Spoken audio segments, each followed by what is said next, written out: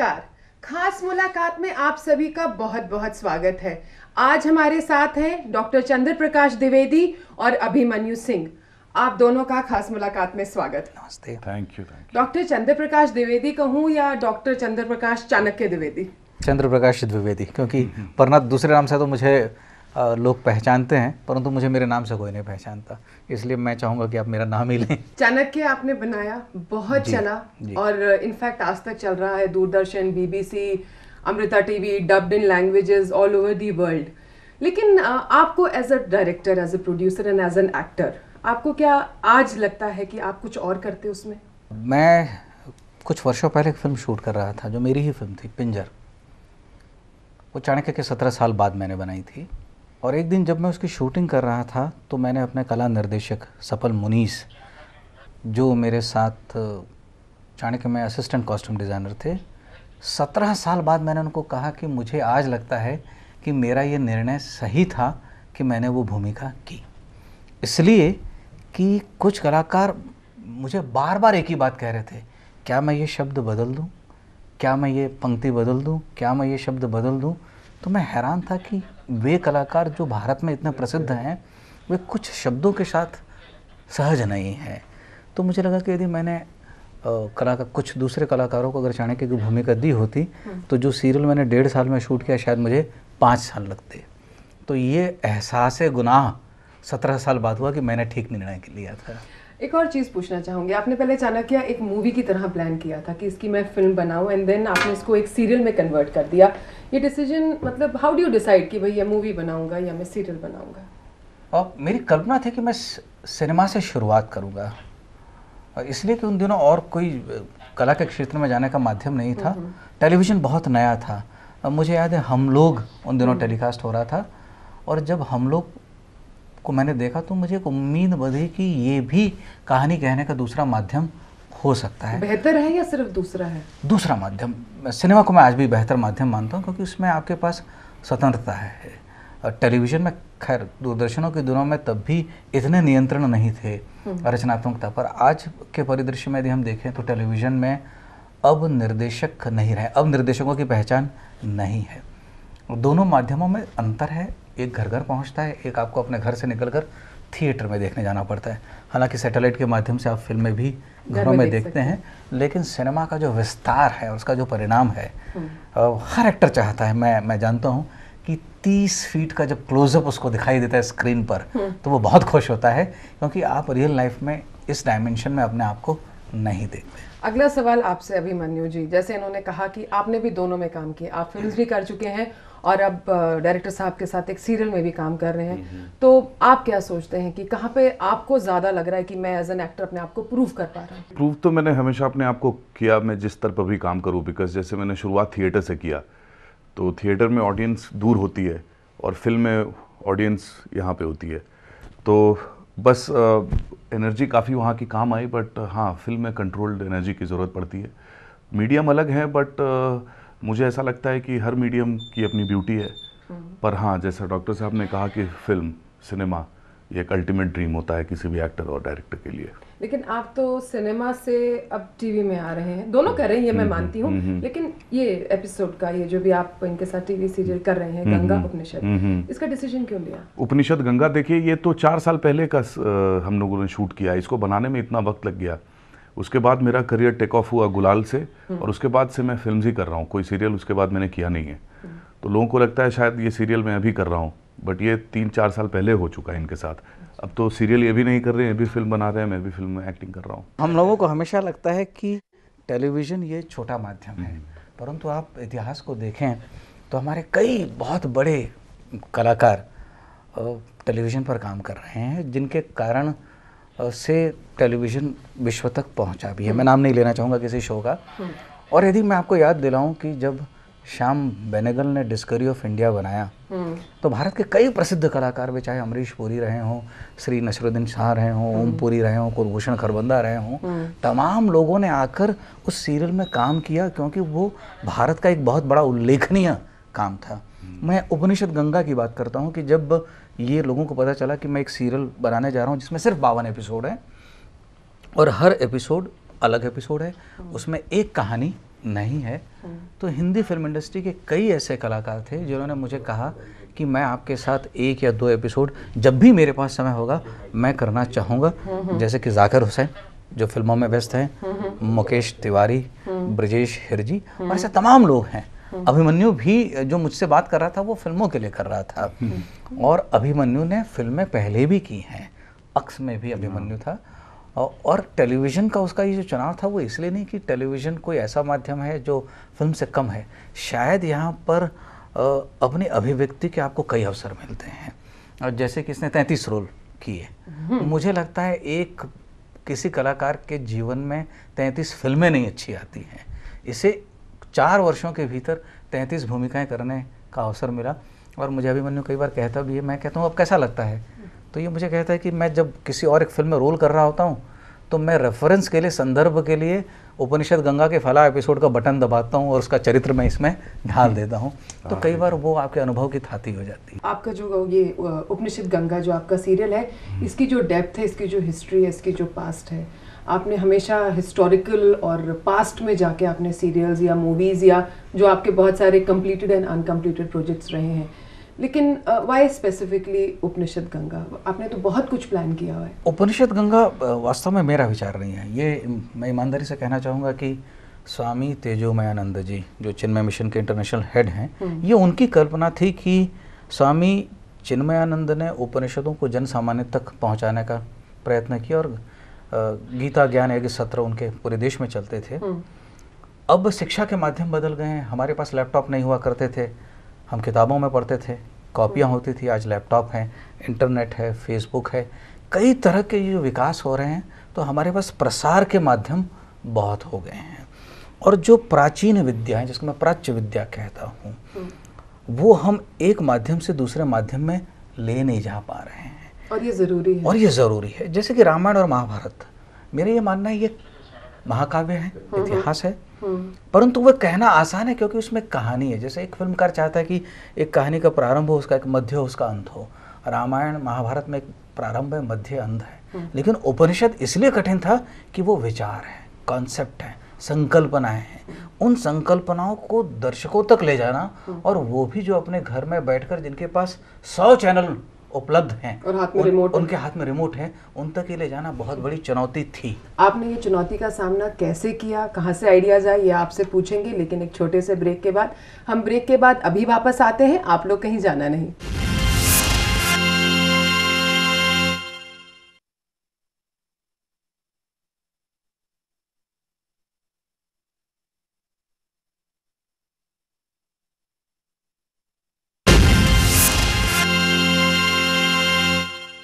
Break के बाद आप सभी का स्वागत है। जैसे आपने कहा कि उपनिषद को एक स्क्रीन पे लाना और आजकल की मॉडर्न ज़माने के लिए और ऑडियंस के लिए एक चुनौती था। आपने इसको कुछ अंश आपने लिखा भी है, को रिटर्न किया है, तो इसको आप कैसे लेकर आए? हाउ डिड यू थिंक कि मैं लोगों के साथ, एक आम आदमी के साथ कनेक्ट कर पाऊँ और वो इसको देखें? पहले जब मुझे बुलाया गया कि चिन्मय मिशन एक ऐसा धारावाहिक बनाना चाहता है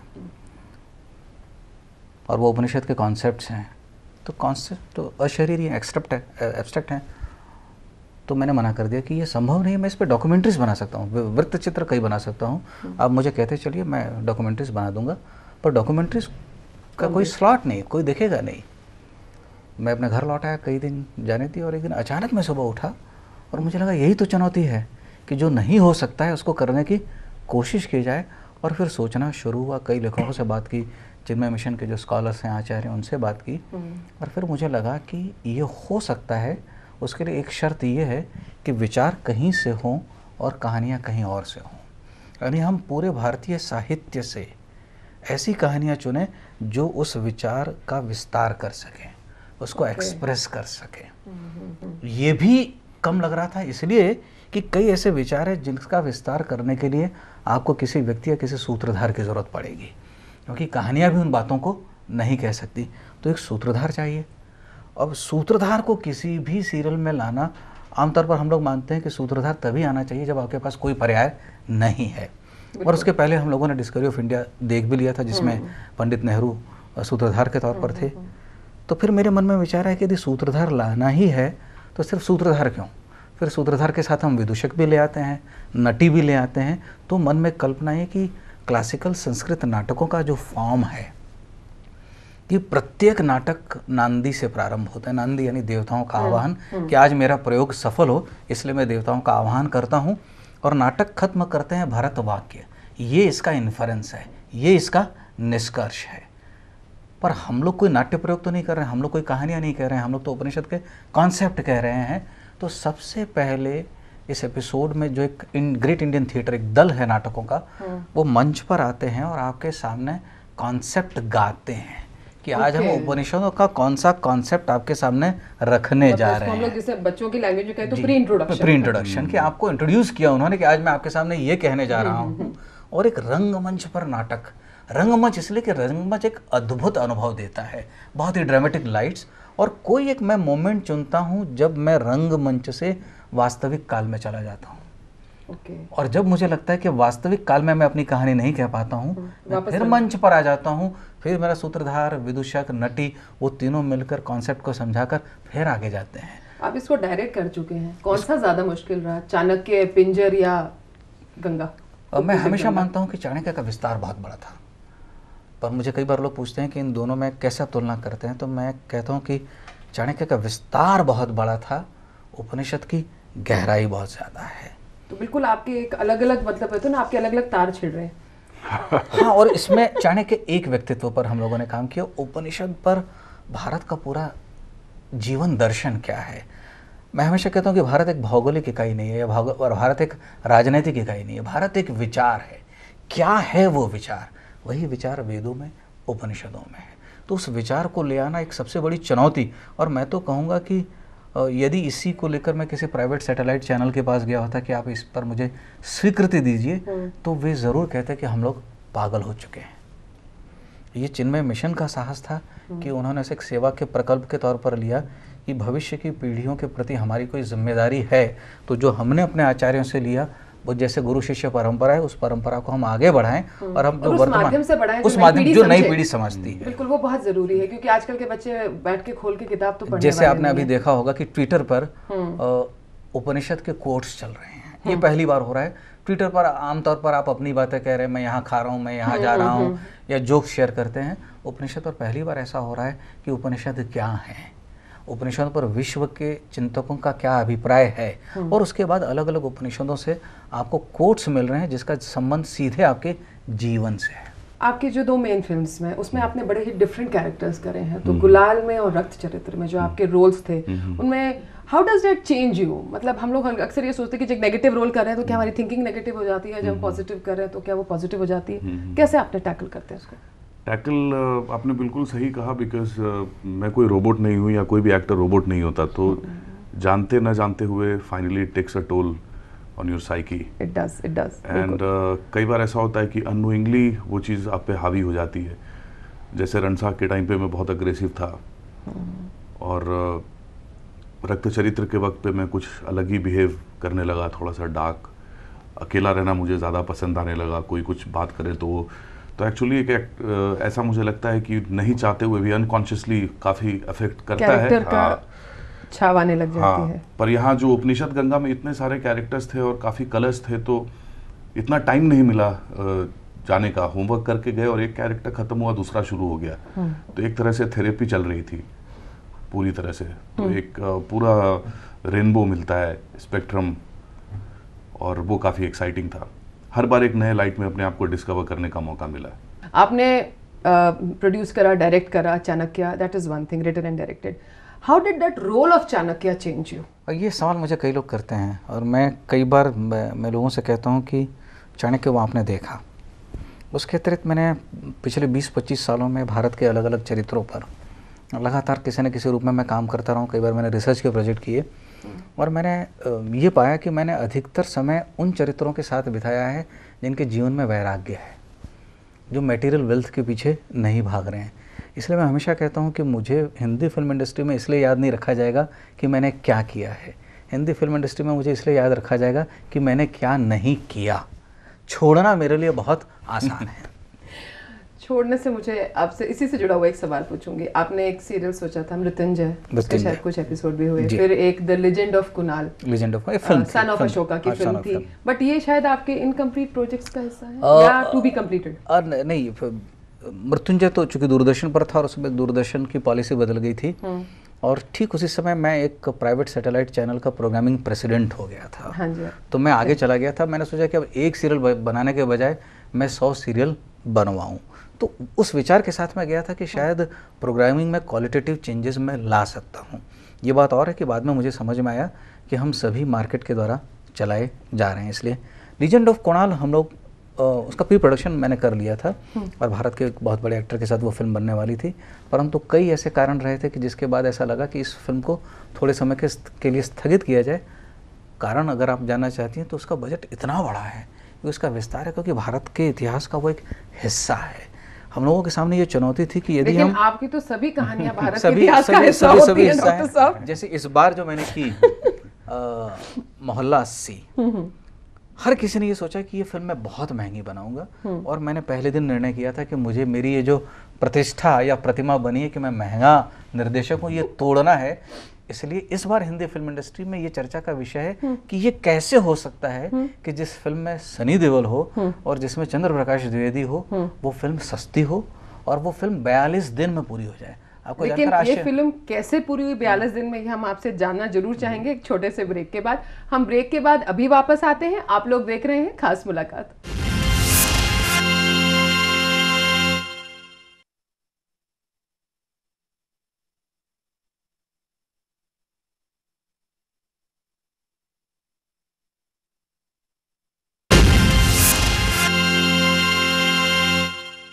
ब्रेक के बाद आप सभी का स्वागत है। तो डॉक्टर द्विवेदी, आप हमें बता रहे थे कि आपने सनी देओल के साथ ये फिल्म कैसे लो बजट में according to you ji and 42 दिन में पूरी करी। 18 जनवरी को शुरू हुई 2011 और 15 मार्च को समाप्त हो गई। 42 दिन में पूरी फिल्म हुई, जिसमें सनी देओल ने 33 दिन काम किया।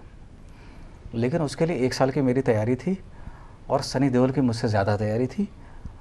उन पूरी फिल्म को मैंने अपनी आवाज़ में उनको रिकॉर्ड करके दिया था और वो दिन रात अपने कान में लगाए, क्योंकि इस तरह की हिंदी उन्होंने बोली नहीं थी। बनारस के पंडा बने हैं, संस्कृत के शिक्षक बने, संस्कृत टीचर बने हैं, दिन रात वो याद करते थे। और मैं यहाँ कह सकता हूँ कि मैंने उनको ये भी देखा है कि जिसने उन्हें घूंसा मारते हुए लड़ते हुए देखा है, उन्हें मैंने हाय रब्बा हाय माँ ये कहते हुए इसलिए सुना है कि जब उनको याद नहीं होता था कि मैं ये कैसे करूँगा, परंतु उन्होंने इतनी तैयारी की थी, 33 दिन में उनका काम ख़त्म हुआ। और हम लोगों ने 42 दिन पहले तैयारी की थी, कैलकुलेट किया था कि 42 दिन, और 42 दिन की शाम को फिल्म खत्म हुई। कांग्रेचुलेशंस, क्योंकि वी कीप ऑन हियरिंग कि मतलब फिल्म्स तो घर बनने की तरह होती हैं, ओवर बजट और ओवर एक्सीड करती रहती हैं। मुंबई में लोग सवाल करते हैं कि फिल्म कब खत्म हो रही है, तो हम उनको बताते हैं कि पिछले वर्ष खत्म हो चुकी है, उसका पोस्ट प्रोडक्शन चल रहा है। ओके, आप भी एक फिल्म कर रहे हैं अभी नई डिपार्टमेंट, उसमें आई थिंक अमिताभ बच्चन है एंड उनके साथ ही आपका एक को हीरो का रोल है। तो what was your preparation and planning for this? आपने क्या किया? डिपार्टमेंट के लिए राम गोपाल वर्मा से मिला और उन्होंने कैरेक्टर समझाया, कैरेक्टर के हिसाब से तैयारी की, उसका लुक डिजाइन करना पड़ा। आप बता सकते हैं क्या कैरेक्टर है? हाँ, कैरेक्टर एक गैंगस्टर का है। अच्छा, और नेगेटिव रोल है या? नेगेटिव तो नहीं है, क्योंकि वो अपने लिए बहुत पॉजिटिव है। अच्छा। और कई लोग कॉप्स होके भी बहुत नेगेटिव हैं और एक गैंगस्टर होके पॉजिटिव है, और साथ में बहुत ह्यूमरस है। बहुत ही शॉकिंगली कुछ एक नया एलिमेंट इसमें दिखेगा उसके लिए। और प्रिपरेशन थोड़ी सी लैंग्वेज को लेके करनी पड़ी, बिकॉज बहुत ही डिफरेंट लैंग्वेज वो यूज़ करता है, जैसे बॉम्बे के जो लोग करते हैं, टपोरी लोग। अच्छा। तो उसमें कुछ पर्टिकुलर वर्ड्स वो लोग यूज़ करते हैं, वो सब थोड़ा हाथ या जेस्चर, बॉडी लैंग्वेज पूरी तरह से अलग ही रूप में देख पाएंगे आप मुझे इस बार। आपने एक बार कहा है कि मैं एकता कपूर से कुछ सीखना चाहूँगा। एकता कपूर से आप क्या सीखना चाहेंगे? मैनेजमेंट, क्योंकि मैंने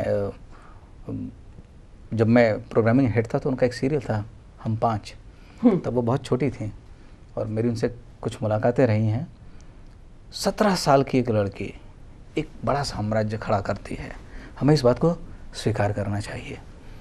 हम चाहे जितना उसकी आलोचना करें, परंतु सच्चाई है कि भारतीय टेलीविज़न पर जितने लंबे समय तक उसने सफलता के उदाहरण रखे, ऐसा दूसरा कोई निर्माता नहीं रख पाया। अभी कुछ महाभारत पे भी कर रही हैं वो? महाभारत पे वो कर चुकी हैं। उन दिनों मैं भी महाभारत पे काम कर रहा था, फिर परंतु मैंने शुरू नहीं किया क्योंकि जैसा मैंने कहा, मैंने छोड़ना बेहतर समझा।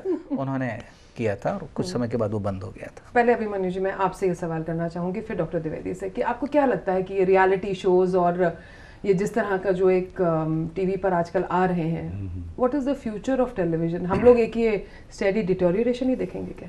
नहीं, ऐसा तो नहीं है, बिकॉज बदलाव है और बदलाव को वेलकम किया जा सकता है। बदलाव को लेके हमारे पेरेंट्स और उनके पेरेंट्स में काफ़ी डिफरेंसेस हैं, कल्चर डिफरेंस है, सब कुछ बहुत तेज़ी से बदल रहा है। वेस्ट को हम लोग कॉपी करने की कोशिश करते हैं, पर कहीं ना कहीं मुझे लगता है कि एक पूरा सर्कल है। जैसे पहले काफ़ी टाइम पहले अभी सास बहू काफ़ी चला, अब मुझे लगता है कि वो लोग गांव की ओर जा रहे हैं, तो आप ज़्यादा सीरियल देखेंगे जिसमें गांव और थोड़ा देसी फील लिया हुआ ये लोग कोशिश कर रहे हैं दिखाने की। पर एक मिनट, ये इसी से जुड़ा हुआ सवाल, आपको नहीं लगता कि ये जो गांव और ये सास में ये असलियत से कोसों दूर है? बहुत दूर है। बिल्कुल आपने मेरे मन की बात कही है कि जीवन से, यथार्थ से उसका कोई संबंध नहीं है। पर क्या हम यथार्थ देखना नहीं चाहते? शायद हम यथार्थ देखना भी नहीं चाहते, हम एक वर्ड ऑफ फैंटेसी में जीना चाहते हैं। सच्चाई है कि यदि मैं तमाम कलाकारों की ओर से आपसे कह सकता हूँ कि वे जो 20 साल पहले टेलीविज़न में काम कर रहे थे, वे जो आज 20 साल बाद टेलीविज़न में काम करते हैं, हम लोगों ने आत्म स्वीकृति है कि हम जो सोच कर आए थे कि टेलीविज़न जो हम सिनेमा में नहीं कर पाएंगे वो हम टेलीविज़न में करेंगे, रचनात्मकता का हमको यहाँ अवसर मिलेगा। अब हम सब ने स्वीकार कर लिया है कि ये रचनात्मकता का माध्यम नहीं रह गया है, नहीं रह गया। हम सब ने स्वीकार कर लिया है। और इसलिए आप अधिकतर कलाकार जो इसमें आप देख रहे हैं, वे इसलिए करते हैं कि उनके जीवन की ज़रूरतें इसमें बड़ी आसानी से और बहुत जल्दी पूरी हो जाती है। जैसे कि कई बार मैं लोगों से कहता हूँ कि मैंने 5 वर्ष में 47 एपिसोड बनाए चाणक्य के, 52 भी नहीं, आज 47 दिन में 47 एपिसोड बनते हैं। नेचुरली क्वालिटी इफेक्ट होगी। आप ये भी तो कहते हैं ना कि आप कौटिल्य के अगर अपना गुरु मानते हैं, उनके वचनों पे चलते हैं, तो एज अ गुरु आप पेमेंट नहीं लेना चाहेंगे? नहीं, मैं उस परंपरा को मानता हूँ कि जैसे हमारे प्राचीन भारत में आचार्य और उपाध्याय 2 परंपराएं हैं। आचार्य वे होते थे जो शिक्षा के बदले में पैसा नहीं लेते थे, उपाध्याय वे होते थे जो शिक्षा के बदले में पैसा लेते थे। आप आचार्य हैं। अब मुझे ऐसा लगता है कि अभी तक मेरे परिवार में किसी ने नहीं किया, और मुझे लगता है कि शेयरिंग ऑफ नॉलेज को मेरा बिजनेस नहीं है वो। अब मैं जाकर कहीं भाषण देकर कुछ पैसे लेकर आऊँ तो मुझे लगता है मेरा जो कन्विक्शन है सच कहने का वो थोड़ा हिल जाएगा। तो मैंने अभी तक तो नहीं किया, आगे का मुझे पता नहीं। एक आखिरी सवाल, कुछ शब्दों में हमें बताइए कि जो नए एक्टर्स हैं जो अगर टेलीविजन में या मूवीज में आना चाहते हैं, couple of words of advice. अच्छा, मेरा तो बस इतना ही एडवाइस है कि आप किसी भी मीडियम में काम करें, हमेशा आपकी कोशिश ये रहनी चाहिए कि मैं एक बेहतर एक्टर कैसे बनूं, और अपने ऊपर काम करते रहना चाहिए। बिकॉज जब मैं सीरियल करता था तो 90% एक्टर्स का ये होता था कि पैकअप कितने बजे है, मेरे कितने सीन्स हैं, और वो सिर्फ मुश्किल से लाइन याद करके रट के बोले और चले गए। मेरी कोशिश ये रहती थी कि मैं कैसे बेहतर करूँ, आज अगर मैंने ऐसे किया तो कल कैसे बेहतर करूँ, परसों कैसे बेहतर करूँ। तो सर्च का जो एक बटन है उसको कभी स्विच ऑफ मत होने देना दोस्तों, और आप देखो कहाँ पहुँचते हो। थैंक यू सो मच, आप दोनों का बहुत बहुत शुक्रिया, आप हमारे कार्यक्रम में आए। It's been great having you. बहुत बहुत धन्यवाद। थैंक्स। ये थी खास मुलाकात डॉक्टर द्विवेदी और अभिमन्यु सिंह के साथ। अगली बार हम फिर होंगे आपके बीच, तब तक हमें इजाजत दीजिए। नमस्कार, जय हिंद।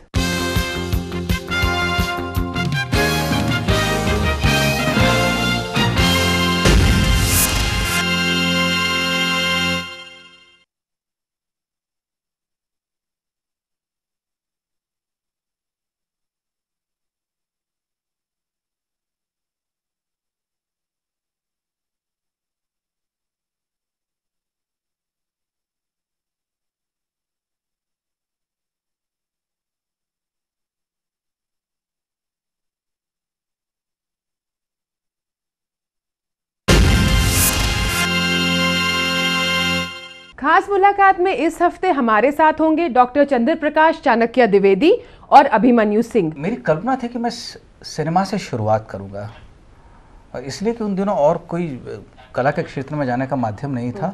टेलीविज़न बहुत नया था। अब मुझे याद है हम लोग उन दिनों टेलीकास्ट हो रहा था, और जब हम लोग को मैंने देखा तो मुझे एक उम्मीद बधी कि ये भी कहानी कहने का दूसरा माध्यम हो सकता है। कहाँ पे आपको ज़्यादा लग रहा है कि मैं एज एन एक्टर अपने आप को प्रूव कर पा रहा हूँ? प्रूव तो मैंने हमेशा अपने आप को किया, मैं जिस स्तर पर भी काम करूँ। बिकॉज जैसे मैंने शुरुआत थिएटर से किया, तो थिएटर में ऑडियंस दूर होती है और फिल्म में ऑडियंस यहाँ पे होती है। देखिए खास मुलाकात 25 फरवरी शनिवार शाम 6 बजे सिर्फ ETV राजस्थान पर।